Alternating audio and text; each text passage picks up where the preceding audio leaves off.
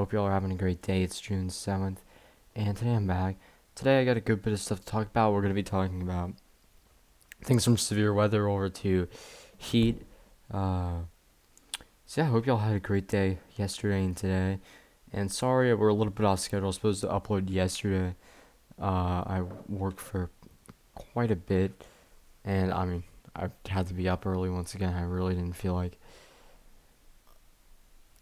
pretty much uploading a video within like 15 minutes of time that I had, so I didn't want to upload them like the worst video ever.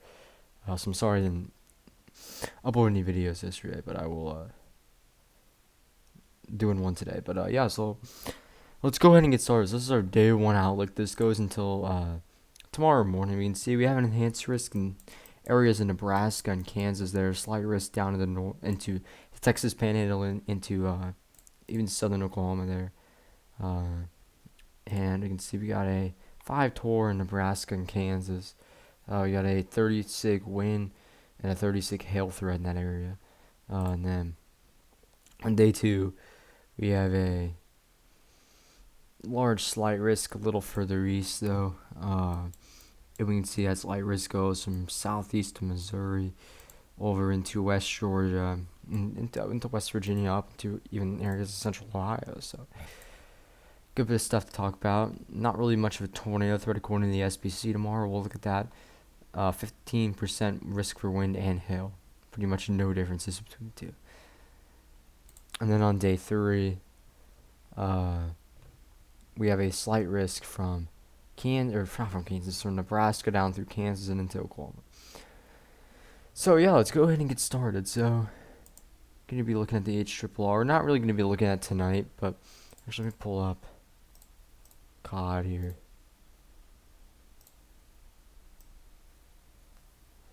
I'll pull up COD to see what we have going on.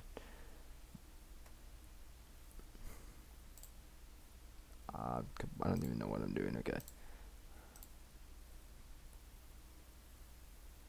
So definitely have a lot of storms going on in the southeast as well. That other margin looks like we have some kind of something right there, but we can turn on. Now let me zoom in on that area there, and then radar wise, we can see we have some storms from New Mexico up through Kansas and eastern Colorado and up to Nebraska. A lot of hail with some of these storms up here and down here. But generally a lot of strong storms. You can see why we had that enhanced risk. A lot of supercells too. Producing large hail up by the Omaha area up in Iowa and down into southeast Nebraska there. But yeah, let's go ahead and take a look at some of the models for tomorrow. Gonna try to keep it a little short. Don't want to make this video like too long, but just take a look at what the HRRR has for forecasted reflectivity, and then we'll go ahead and switch over to and then we'll just go ahead and go on to Thursday. But so tomorrow we can see we have this low that moves east. It's gonna be helping us to get some severe weather. So it looks like gonna have a lot of stuff, like not a whole lot of widespread action. So some areas may get missed in this area at the HRRR happens, but then further south though, we have looks like just an MCS just kind of dies down, or QLCS, but yeah, so take some soundings. 18Z up by the low in Illinois. We'll see what kind of environment we have. Definitely not the best. Not good for tornadoes. Mainly hail. With that, some smaller hail. And lovely.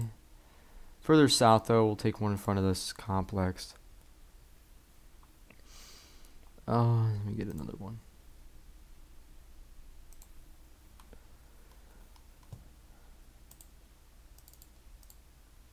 So how do I don't know how to get pivotal weather is so hard to use sometimes. Oh my gosh, okay. Okay, so wow, more contamination. Lovely. Okay, I'm gonna use this sounding. It's slightly contaminated, but we can see. I mean, generally a damaging wind threat. Maybe a small hail threat. Definitely not that great though. Uh, I guess later. This is 7, 8 p.m. depending on, or 8 to 9 p.m. depending on which time zone. Low is further east. Take some soundings in Ohio, and we can see this environment's starting to get a little. It's not that great as we move into Ohio. Storms will likely start to weaken. That's indicated by the models there, by the HRRR. Further south into Alabama, we can see environment's still supportive of storms. Definitely not like, it's not great though. I mean, storms will definitely start to become like less severe, more kind of just general thunderstorm type storms, like not severe. And then we can see those quickly weaken as they move into Georgia, of course. So yeah, that's tomorrow. Definitely looks like mainly a wind and a hail day. Pretty much across the whole area. I wouldn't say like really no areas I want to point out tomorrow, but yeah, Thursday. So Thursday we have that risk in the central U.S. here from I think it's from Nebraska down to Oklahoma. Let's see, this the HRRR go out far enough. It should go out to 18Z if I'm correct. Nope. It only goes to the 12Z, my bad. That's because it's not fully out though. It will go out all the way, but that's not what I wanted. My bad.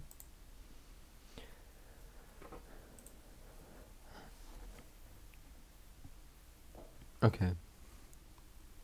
So NAM 3. So NAM 3 generally just indicates some storms going off. And then, I mean, yeah, that's all we see because the NAM 3 doesn't go out far enough, of course. But in southern Nebraska, we can see we have, that's not looking, that looks literally garbage. Further west. Okay, I don't even know what these soundings are. I mean, I don't understand how you're even getting storms out of this, but alright. So that literally has to be some of the worst soundings I've ever seen for tornadoes. I mean, there's no way you're gonna get a tornado out of that at all. But see, let me go ahead and that could just be the NAM or the NAM 3 just doing its lovely thing, but it's not the worst model ever. Okay, looks like we could be looking at mainly an or not mainly, but a pretty overnight event here, by midnight, after midnight. Yeah, or after midnight. Yeah. See, we have storms, but they're not like the environment is capped everywhere. I mean, I don't really, to be honest, I don't see even how we're getting storms that are. I mean, oh my gosh. Okay, I'm not that. There's not okay. That is contaminated. Alright, yeah, okay. I mean, supercell wise, I wouldn't. I mean, the shear is a little better. But generally, still pretty elevated here. I mean, got a little bit of some capping going on there. I mean, still just a little bit. I really don't see how. I mean, storms are gonna survive long for that, but yeah. And then into Friday, I think the risk will shift a little further east as well. Into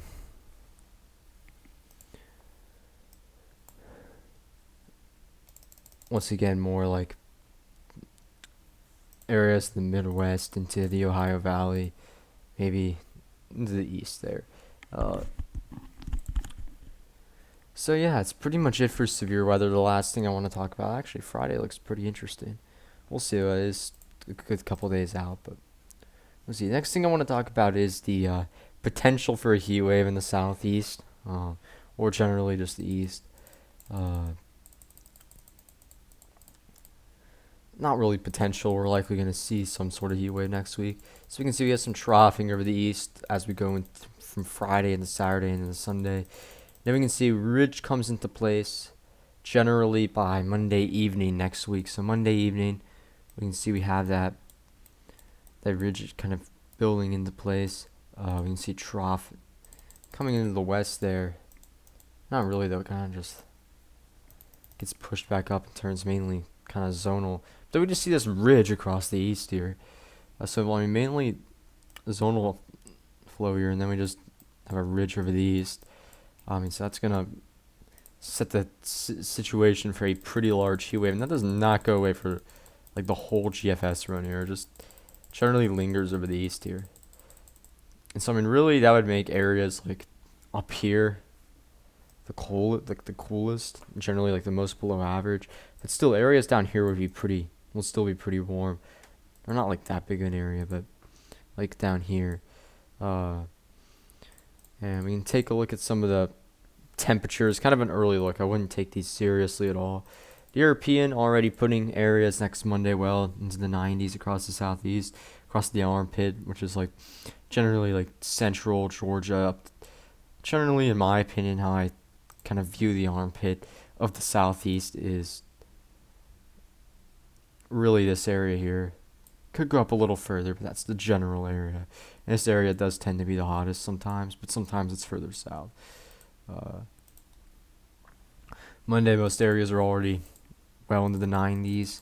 Tuesday, we're at 100 likely in some areas, like Macon, Georgia, Augusta, Columbia, South Carolina. Barely cooling off at night. I mean, the European 80. Okay, that's not gonna happen, but if that did happen, that'd be historic probably. I mean, 85 overnight. That's the thing about the southeast is like it doesn't really cool off as much, but it doesn't get like the like further west like in Louisiana. It normally does cool off normally, like at least below 80. But Wednesday, most areas in the 100s, and this is a conservative solution as well. I mean, we go back to the GFS here, and I mean, it's just like on the GFS here, if I could get this stuff load here. Sunday, I mean, everywhere is already one in the 90s, approaching maybe 100 in areas of Georgia, and I mean, areas do hit 100, like Augusta and Columbia by Sunday afternoon. I think it's a little overdoing. I don't think it's gonna happen that quickly, but still cooling off though at night across especially northern Georgia, like upstate of South Carolina. But then that area south of Macon to Augusta to Columbia, up in the North Carolina, it's just they cool off so much less. And then Monday, well, I mean over 100 or higher. Tuesday, 75. It's still 80s. Well, like down in South Georgia, overnight, and then look at these temperatures: 100 in Athens, 102 in Atlanta, 103 in Macon. These temperatures aren't likely going to be exactly like this, but either way, I think starting like Monday and Tuesday next week, we're going to see some big heat in the southeast, and some areas could hit 100, like Macon, Georgia, Augusta, Dublin, Georgia, maybe I don't know about Waycross. Waycross is kind of like on that point where you do get like you stay cooler, but Waycross, like Savannah, maybe could be Savannah, probably. And up into like pretty much like every area in South Carolina, good bit of North Carolina too. So yeah, we'll see what happens with that. But that'll pretty much wrap up the video. I hope y'all enjoyed it. I hope y'all have a great day tomorrow. I should be back Thursday. But yes, thank you for watching, and goodbye.